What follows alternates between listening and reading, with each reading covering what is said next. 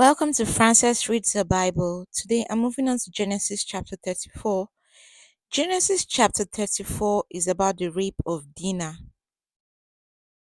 So, Dinah, who is the only recorded daughter of Jacob and Leah, went to visit some of the Canaanite women. When Shechem, son of Hamor the Hivite, who was chief of that region, saw her, he took her and raped her. Well, I can't blame Dinah for making friends with the Canaanite women because that's where they lived. And if she's the only daughter of Jacob, means she's older than all her brother's children. So you would want friends your own age, you want older friends, friends your age, people you can talk with, play with, do girly stuff with. So she made friends with those Canaanite women, so she had to go out to visit them, because they lived in Canaan. And Shechem was the son of Hamor the Hivite. Remember, they moved to this area and they bought land here and settled here. So he saw her, took her, and raped her. And I'm sure he knew she was a foreigner. But according to verse 3, he found the young woman so attractive that he fell in love with her and tried to win her affection. Then he told his father, I want you to get Dinah for me as my wife. This is what we call medicine after death.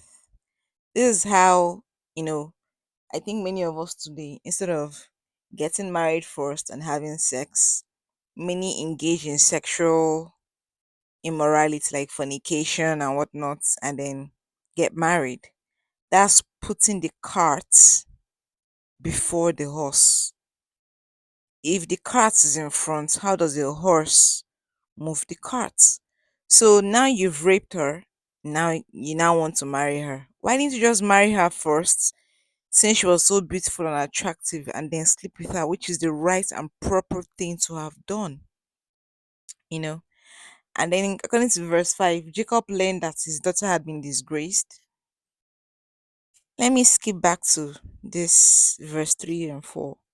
There's something about this, you raped her and then you realize she was so fine, you now want to marry her and keep her as your wife when you could have just done the right thing. But it works different ways for people. Like in the story of Absalom's sister, you know, she got raped because the dude thought he was in love with her, and then after raping her, the love turned into hate. If you always do the right thing, marry the person. I think rape is about control. You know, it's terrible. Rape is a very terrible thing. Imagine now wanting to marry someone after raping them. I wonder how Dina felt about all this. After raping me, you now want to marry me. So I'll keep remembering that you raped me. Gosh. So Jacob learned that his daughter had been disgraced, but his sons were not around, according to verse 5. Then Shechem's father, Hamor, went out to speak with Jacob. And just as Jacob's sons were coming into the fields, of course they will hear about what happened from the servants and everybody else. They were shocked and furious that Shechem had done such a thing and had insulted the people of Israel by raping Jacob's daughter. Of course, Shechem knew he was a foreigner, so he felt he could do whatever he wanted. I'm sure if it was a lady of that land, he would have married her first, or maybe gone into a relationship with her, not rape.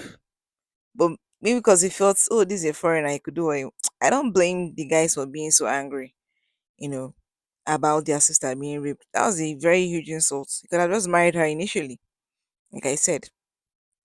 Then Hamor said to Jacob, my son Shechem has fallen in love with your daughter. Please let him marry her. Let us make an agreement that there will be intermarriage between our people and yours. Then you may stay here in our country with us. You may live anywhere you wish, trade freely, and own property. Then Shechem said to Dinah's father and brothers, do me this favor, and I will give you whatever he wants. Whatever he wants. Even you let me marry her.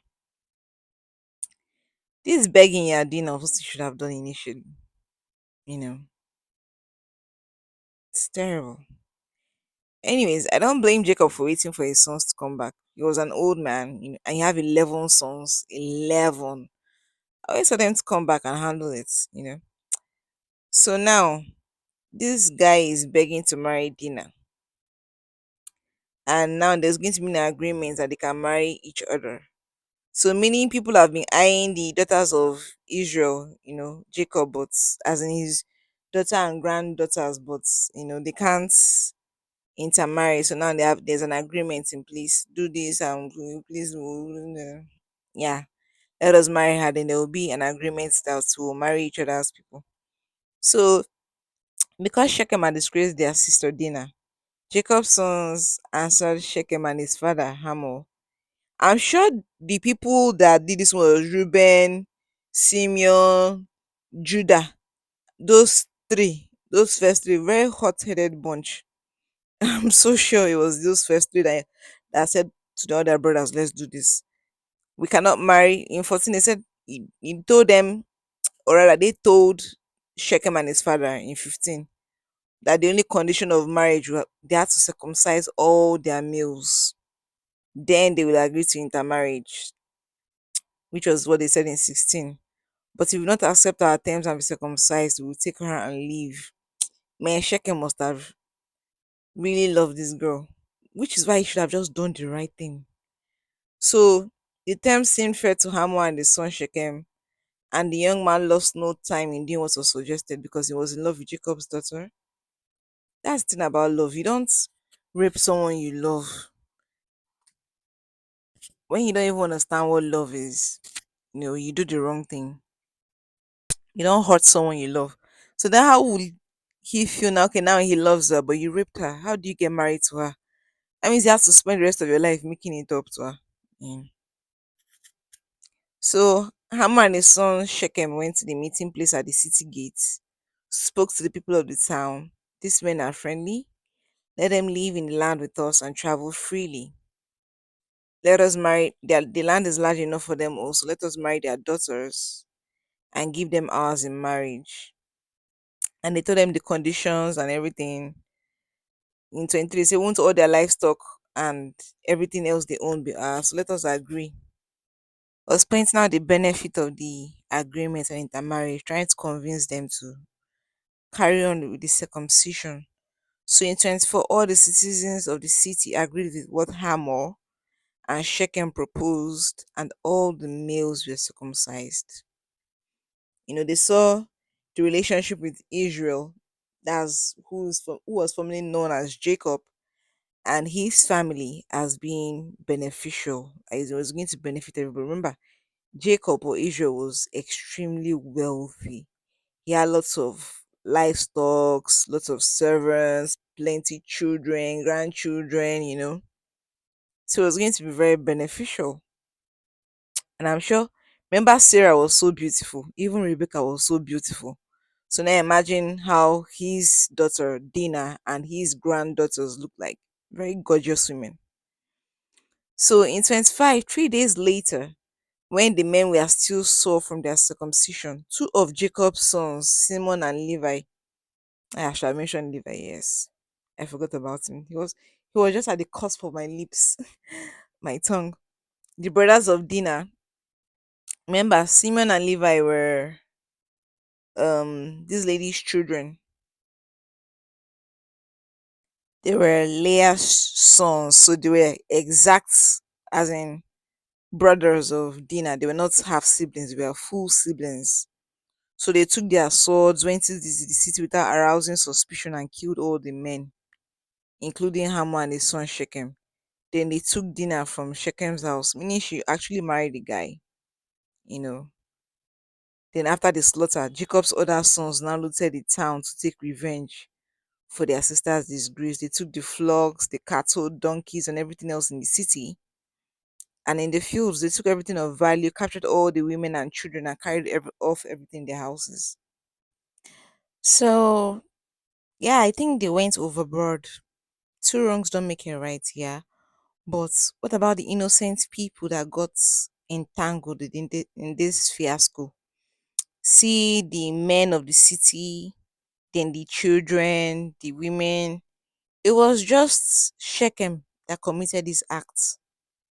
Why carry it out on all the men and inhabitants of that city? It feels like there was some underlying anger and resentment. It wasn't just this. Because if it was just Shechem that was the problem, why not kill Shechem? I'm not saying killing him was right or is right. Why not just kill Shechem and his father, or just Shechem? Why make everyone else in the city, even members of his family, of Shechem's family, pay for what Shechem did wrong? That was really bad. That's the thing about anger and revenge. You're so angry, you don't even care who gets hurt. You just want to get some revenge, and the anger propels you. Just imagine what they did to everyone in the city, and Shekem's family, the men, the women, the children in the city, everyone, and became slaves and what. Oh, just terrible. That part was really sad. One lady got raped and now killed the whole. Oh, no, no, no, no, no.